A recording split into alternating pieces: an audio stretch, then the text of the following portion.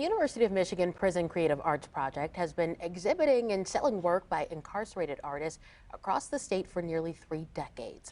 Our Meredith Bruckner spent a morning with the program's curators as they prepare for their 28th annual exhibition on campus.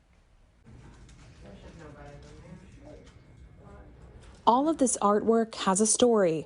It was made by prisoners across the state of Michigan. And today, curators with the University of Michigan Prison Creative Arts Project are selecting pieces to be featured in its annual exhibition. Each piece will be for sale, and the funds will go directly to the artists on the inside. We're giving the artists a chance to be seen as whole people, not in terms of the worst thing that they ever did. Some of the artists continue to be involved with the program after their release. Martin Vargas was an exhibiting artist with PCAP for 23 years, now a curator. He says it gave him hope. Well, it was very emotionally validating because it sort of ingrained in me that my work was good enough, and therefore if my work was good enough, then I was good enough. Another exhibiting artist turned curator, Kamiko Ueda, exhibited with PCAP for 8 years. I think what it does on the inside for a lot of people is really gives us something to look forward to.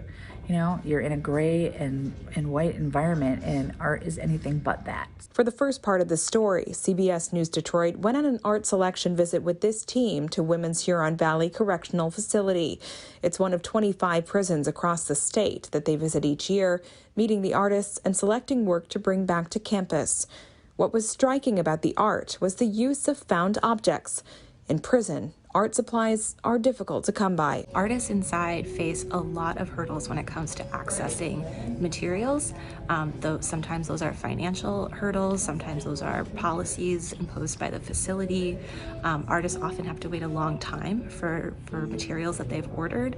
So we see so much resourcefulness, creativity, brand new use of materials that I've never seen before. Toothpicks, toilet paper rolls, soap, Kool-Aids for dyes, ink pens and water. It just depends on what you see in your environment and you use it. People make intricate objects out of very simple materials. This is probably made completely out of cardboard. When you are an artist, even if you're just starting out, any piece of paper will do, any pencil will do.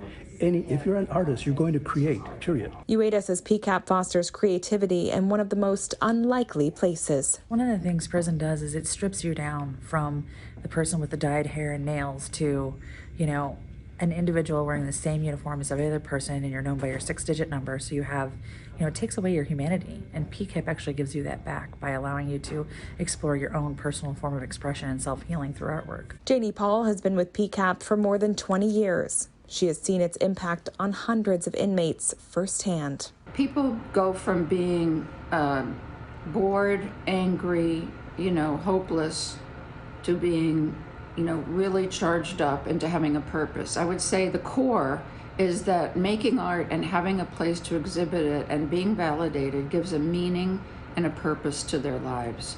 And creating meaning, I think, is the most important and vital function of being human.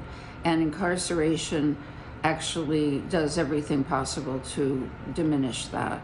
The exhibition will take place March 19th through April 2nd at the Duderstadt Center Gallery on University of Michigan's North Campus. Reporting in Ann Arbor, Meredith Bruckner, CBS News Detroit.